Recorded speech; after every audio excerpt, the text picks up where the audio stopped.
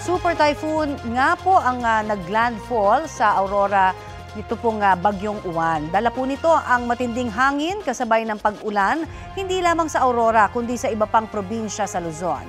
Ang mainit na balita hatid ni Oscar Oida. Alas 9:10 kagabi nang maglandfall ang Bagyong Uwan sa Dinalungan, Aurora.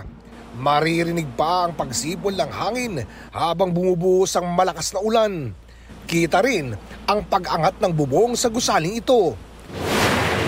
Ilang estruktura naman ang bumagsak at nasira dahil sa pananalasa ng bagyo. Hindi po natin kagustuhan yung ganun kasi yung tao po naman po ang mawala. Pag di po namin iniwan ito, kami po naman po ang baka may mangyari po sa amin.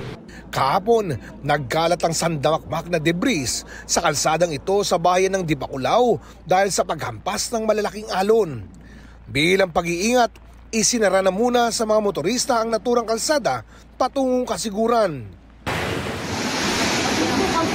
Bago yan, isa ang Bicol Region sa mga nakaramdam ng hagupit ng Bagyong Uwan. Napasigaw na lang ang mga tao sa mga hampas ng malalaking alon sa Baras, Catanduanes. Pinasok din ng tubig ang mga bahay sa barangay JM Alberto. Malakas na ulan na sinabayan ng malakas na hangin ang naranasan naman sa bayan ng Virac. Nasira ang bahagi ng seawall doon dahil sa mga nangangalit na alon. Binahari ng ilang coastal barangays at ilang kalsada. Bumuhos din ang malakas na ulan at hangin sa Santiago, Isabela. Nagkalat ang mga nagliparang bubong at nagbagsakan din ang ilang signages. Batay sa ulat ng Isabela Provincial Disaster Risk Reduction and Management Office, nasa 14,000 na ang evacuees mula sa flood-prone areas at mga bahay na gawa sa light materials. Hindi rin madaanan ng overflow bridge roon dahil sa baha. Tila sumasayaw naman ang waiting shed na yan habang binabayo ng malakas na hangin at ulan ang Nueva Ecija. Ilang puno rin ang pinadapa ng bagyo na humambalang pa sa ilang kalsada. Kaya ang maraming kalsada papunta sa norte hindi agad madaanan. Agad namang idineploy ang PDRRMC Task Force para magsagawa ng clearing operations sa iba't ibang bayan. Nagsagawa rin ng preemptive evacuation ng mga lokal na pamahalaan, lalo na sa mga malapit sa ilog at creek.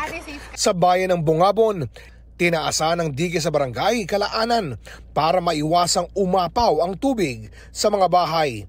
Ayon sa Nueva Ecija PDRRMO, may 4 na pangunahing ilog na binabantayan ngayon sa probinsya.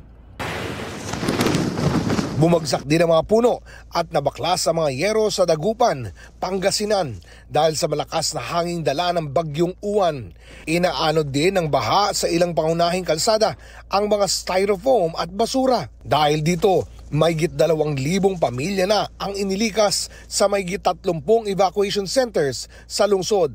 Pinalikas po kasi kami ng kapitan namin kasi nga po, yung bagyo nga daw po, malakas. Pampante naman po para rin po sa kaligtasan ng mga bata po. Ayon sa lokal na pamahalaan, sapat naman ang kanilang supply ng gamot at food packs para sa mga pamilyang lumikas. Oscar Oida, nagbabalita para sa GMA Integrated News.